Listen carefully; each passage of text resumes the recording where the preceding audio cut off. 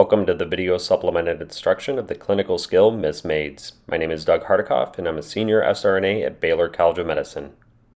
First, please take a moment to pause the video and read through the objectives.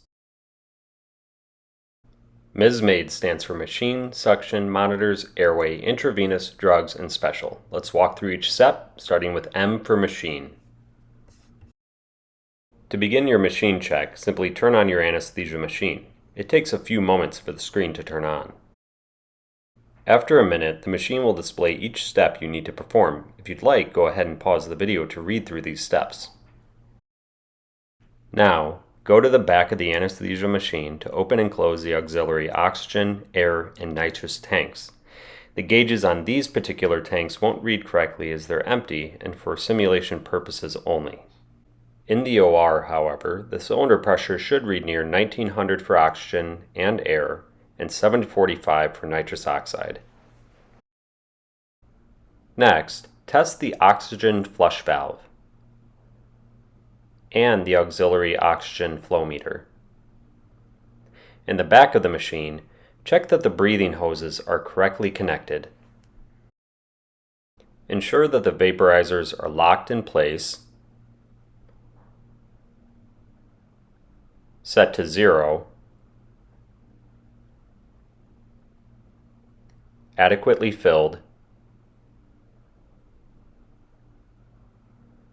and that the safety filler is locked.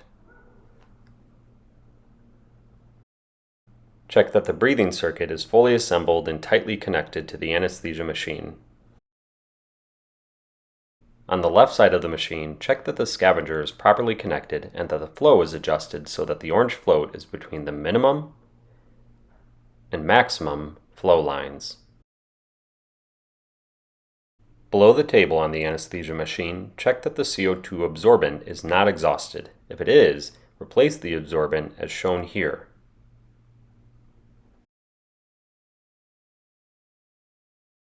Check that the water fill trap level is okay. Check that suction is on and working, and ensure that emergency resuscitation equipment is available. This is often on a nearby cart. Close all flow control valves. Occlude the Y-piece. You'll find a component on the left side of the machine that allows you to plug the Y-piece.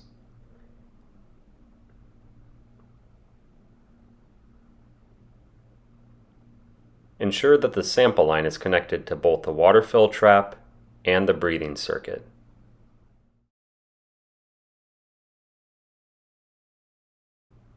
Set the APL valve to 30.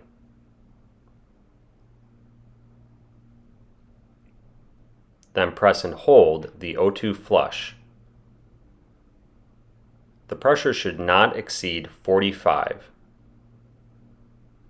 Let go of the O2 flush button. The pressure should not fall below 15. Once stable, lift the APL valve to release the pressure. Now select the Start Test option. The machine will take care of the rest. Next is S for suction. This step should be done during the machine check, but once again, hook up the suction tubing and yank hour.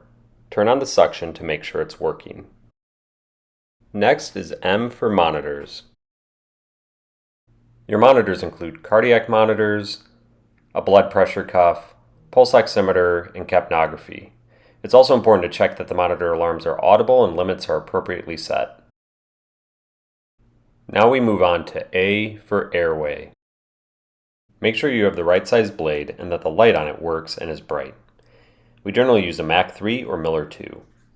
Now select your ET tube. For adults, we generally use a 7.0 ET tube for women and 8.0 for men. Stylette the ET tube and create your desired bend.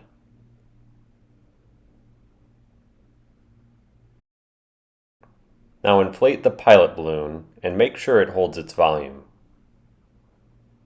Once you've confirmed it holds with pressure, deflate the balloon entirely. It's also good practice to have an appropriately sized oral airway out and ready.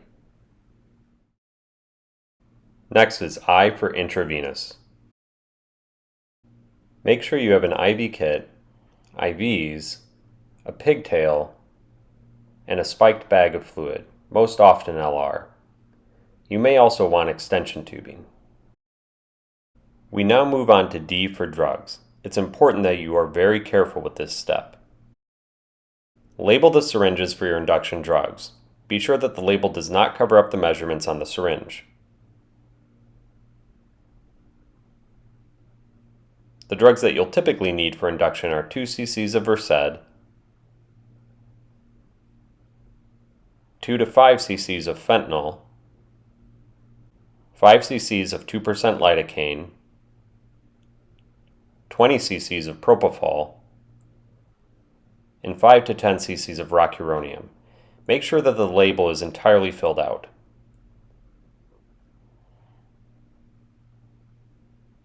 It's important to ensure you also have quick access to drugs such as phenylephrine, succinylcholine, and glycopyrrolate, to name a few. Last is S for special.